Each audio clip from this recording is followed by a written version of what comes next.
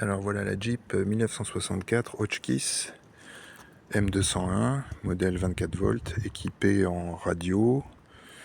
Elle est de juin 1964.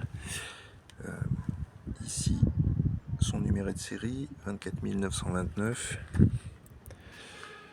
Elle est équipée donc d'une radio ANGRC 9 d'origine. Son poste radio, il est agrémenté de haut-parleurs, de son micro, de son casque, de 2 haut-parleurs, un sous le tableau de bord et un tout petit en accessoire. Il est également livré avec un fréquence-mètre américain, original, Seconde Guerre mondiale, avec son carnet de fréquences ainsi que son transformateur. Un petit accessoire aussi dessous, un extincteur pyrène datant sans doute des années 50. Voilà, son équipement classique 24 volts. Elle a par contre 2 demi-portes anciennes, assez jolies, des repros sans doute du milieu des années 80, je pense, sans doute pas des originales. Une housse par contre originale avec ses 5 brins d'antenne qui vont se poser sur les 2 supports d'antenne identiques que l'on a de chaque côté. Hop, voilà, ils sont tous les deux nickel, parfait, et prêt à fonctionner si on met une antenne dessus avec le bon câble. Elle est livrée donc avec 4 jerrycans, un jerrycan d'essence qui est posé dessus, qui date de l'après-guerre, un jerrycan eau et un jerrycan essence américain, qui eux sont de la Seconde Guerre mondiale. Après, elle est aussi livrée avec un 4e jerrycan, donc essence toujours, mais toujours d'après-guerre, reconditionné en tout cas. Une vache à eau. Ah oui, là, la housse de pare-brise, qui est elle marquée. Voilà.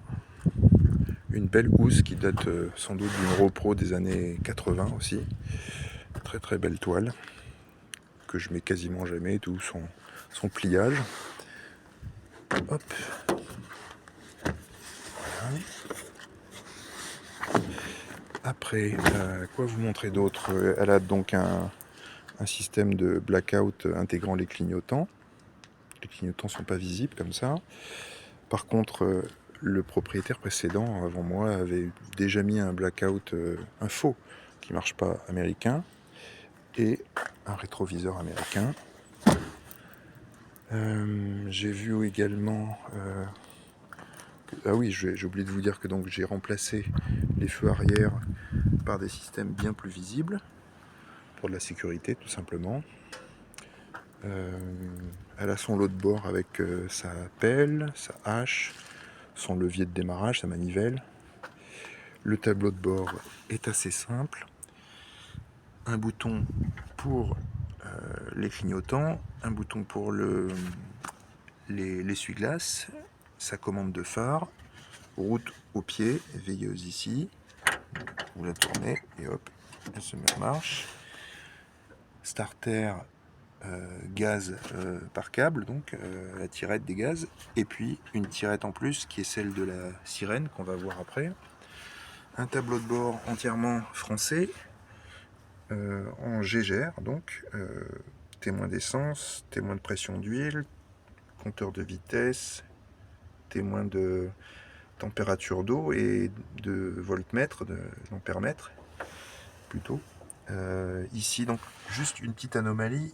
Ici, en changeant le témoin de pression d'huile, j'ai repris un témoin qui vient sans doute d'un GMC, non pas d'une Jeep. Donc le nombre de barres n'est pas tout à fait le même. Son porte-fusil, je rajoute juste un petit essuie-glace, un petit rétroviseur pardon, pour la sécurité quand je roule, mais qui s'enlève. Des plaques US, bien sûr fausses, mais qui étaient là quand j'ai pris la Jeep. Alors j'ai pas eu le courage de l'enlever, mais on est bien sur une caisse française, évidemment. Voilà, son câblage, sa banquette rabattable, avec derrière son, son levier, son cric, et le cric est dans le coffre, dans les deux petits coffres. Les deux petits coffres ferment à clé, les deux coffres de chaque côté. La Jeep sera aussi donnée avec un casque original de l'armée française, 1950-1955 exactement. Alors maintenant, passons à la mécanique. Hop. Hop. Alors, qu'est-ce qui a été fait dans la mécanique? Donc d'abord, c'est un moteur que j'ai récupéré en 1995 dans la Jeep et que j'ai jamais changé. On a juste ouvert le joint de culasse quand il a cassé 2 ans après que je l'ai eu. Et il n'y a pas eu de réflexion moteur depuis. Alors depuis 1995, il y a eu beaucoup de choses de changer bien sûr. Récemment en 2023, le régulateur, qui est un beau régulateur tout neuf mais d'origine armée française, avec sa dynamo, ça c'est la dynamo d'origine que j'avais déjà puisque le régulateur a lâché. J'ai retrouvé exactement le bon régulateur et surtout le bon câble qui va avec, tout propre. Il y a un démarreur neuf qui date de 2023. On a changé les petits bouchons et sa tige qui rouille. Ça c'est la sirène US. Les deux batteries datent de 2023. Le radiateur a été refait il y a déjà un certain temps, mais il est en super état et on a simplement en 2023 refait les conduites et purgé l'ensemble de façon à ce que le circuit soit propre. Des courroies nickel et j'en donne une paire en plus, neuve. Le carburateur est un carburateur Solex que j'ai eu avec la Jeep en 1995. Vraisemblablement pas un Solex de l'armée française, mais une bonne refabrication d'époque. Par contre, j'ai changé la tubulure d'arrivée d'essence et la pompe à essence date de 2023 aussi. Vous voyez qu'il y a un réservoir d'huile de frein qui est accessible pour pouvoir contrôler les niveaux. La direction a été refaite. Le klaxon ne marche pas. Ça, c'est un défaut qui date de la dernière intervention de mon mécanicien, qui a dû sans doute abîmer les contacts sur la colonne, ce qui fait que aujourd'hui, je me sers plutôt de ma sirène que de mon klaxon, ce qui a un bon effet d'ailleurs. Et voilà, quoi dire. Ah oui, j'ai changé les feutrines ici. J'ai changé la tresse, qui est neuve du coup. Ça fait quand même plus joli. Le filtre à essence est d'origine. La caisse, son numéro c'est le 26526. Donc il y a deux numéros, châssis et caisse. On peut en retrouver un autre si on cherche bien ici. Il y a un numéro en fait de l'armée française et il y en a encore un autre qui se trouve à l'arrière ici. Voilà, qui est le 241 09 75. C'est un numéro propre à l'armée française. Alors, ses défauts. Ses défauts d'abord, par ma faute, ici, vous voyez qu'en fait la carrosserie est légèrement abîmée parce qu'en défaisant l'arceau, en fait, j'ai réussi à forcer légèrement la carrosserie sans le vouloir et donc elle est un peu inclinée. De même, on ne voit pas bien ici, mais l'arrière de la Jeep est légèrement enfoncé. En fait, au niveau de sa roue de secours, j'ai reculé et en reculant, la roue a appuyé sur la caisse, donc il y a un léger enfoncement. Autre défaut, ici, un petit point de rouille qui a été mastiqué il y a longtemps et qu'on sent toujours, voilà, mais qui n'a pas bougé depuis 30 ans. Il y en a un autre ici sous le châssis, sous le marchepied. On sent qu'il y a un tout petit peu de rouille dessous, mais bon, ça aussi, ça fait 30 ans que c'est comme ça, donc je ne l'ai pas touché. À l'intérieur, c'est plutôt propre. Bon, il y a des travaux qui ont dû être faits bien avant moi, de réfection du plancher, mais il est bien, il est en bon état. La rouille, je vais vous la montrer. Elle est dessous, sous un tout petit endroit à côté du pot d'échappement. Pour ça, il faut aller en dessous. Le pot d'échappement, lui, il est en bon état.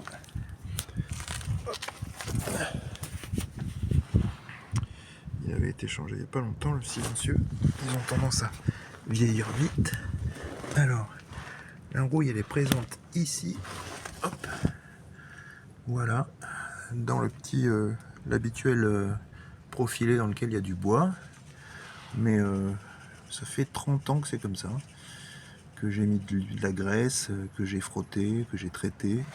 Et ça n'a pas bougé. Du coup, j'ai gardé le profilé qui me semble correct sur tout le reste de la voiture. Voilà, tout le profilé il est en bon état, y compris sous les marchepieds où là souvent ça a tendance à rouiller, mais il n'y a plus de bois à l'intérieur. Il a été changé celui-là. Voilà. Puisqu'on est sous la voiture, on peut voir donc du coup le démarreur. Bon, il y a un léger suintement d'huile forcément ici. Hop. Qu'est-ce que je pourrais vous montrer d'autre? Il n'y a pas longtemps, on a changé le joint d'arbre ici, le croisillon ici, et on a changé les joints speed sortis de boîte. Donc, du coup, tout est propre. Voilà. Les graisseurs sont globalement en bon état. Ça mériterait quand même qu'on change ces lames et ces suspensions, notamment ici. Voilà, celui-là il est mort. Voilà, voilà. Hop. Il n'y a pas de rouille dessous. En plus, j'avais mis du Rustol aux endroits où ça pouvait craindre de manière à freiner toute tentative. Alors, on va la démarrer. Poc.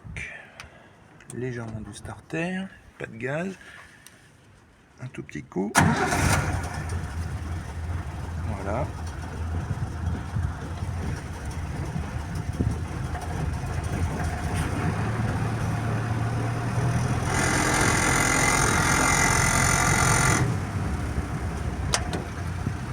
Petit coup de sirène.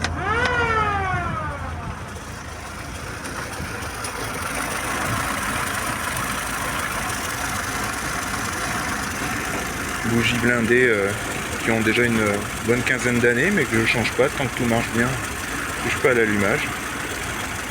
Voilà. Tourne bien. Hein. Un peu froide.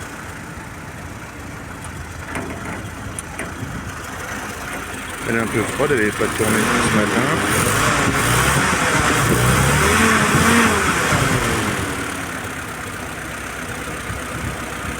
Alors, hop, on la referme. Ah oui, un petit défaut de peinture ici. Défaut de la peinture qui s'est mal passé. On va l'ouvrir simplement. Hop.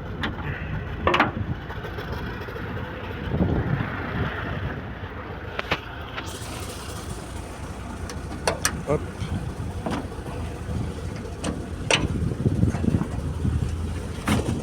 Et voilà.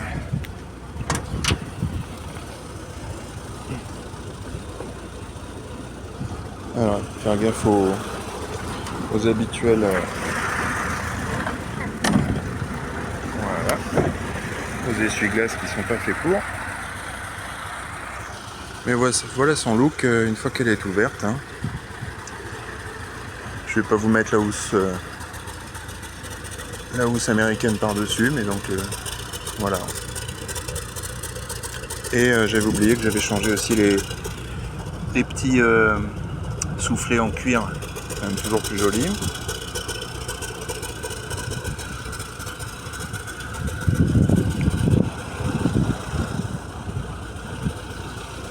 Le joint est nickel, hein.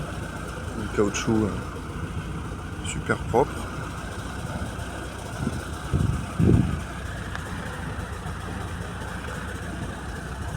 Donc pas de klaxon. Hein. Voilà, désolé.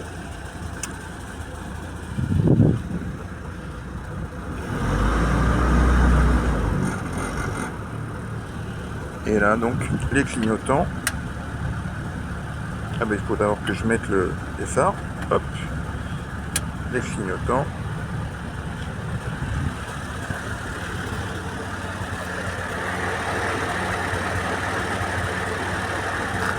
Voilà, alors qu'à l'arrière par contre c'est bien plus visible qu'à l'avant, grâce aux feux qui sont quand même plus modernes. Et c'est nécessaire pour la sécurité. Voilà, et le contact ici, hop, veilleuse. Voilà.